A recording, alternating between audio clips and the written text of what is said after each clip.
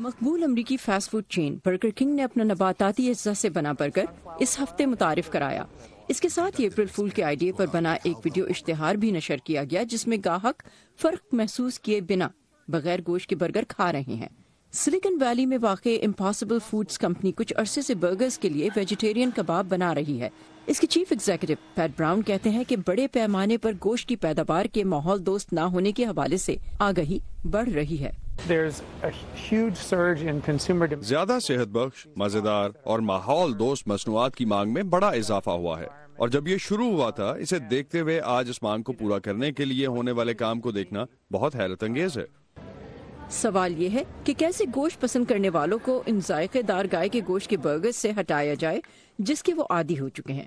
اس میں انہوں نے ہیم نامی جینیاتی طور پر تبدیل کیے گئے ایسے خمیر کو استعمال کیا ہے جس کی وجہ سے نہ صرف کباب سے گوشت کی طرح خون بہتا ہے بلکہ اس کا مزہ بھی گوشت جیسا ہے، تاہم یہ کباب گرل کرتے وقت ٹوٹ جاتے تھے۔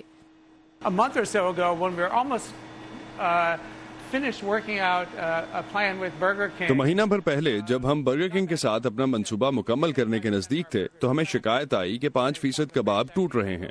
ہم اس کے متحمل نہیں ہو سکتے تھے، تو ہم نے فوراً ہی ریسرچ اینڈ ڈیولپمنٹ کا ایک اور راؤنڈ شروع کیا اور ایسا برگر بنایا جو بکھرے نہیں۔ اور اگر سینٹ لوئس کا پائلٹ کامیاب رہا تو کمپنی یہ برگر امریکہ بھر میں متعارف کرائے گی۔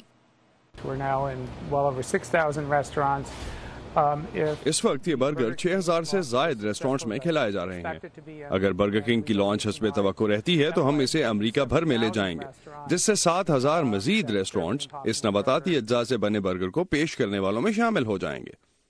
برگر کنگ بغیر گوشت کے کباب کے ساتھ برگرز پیش کرنے والے پہلے نہیں۔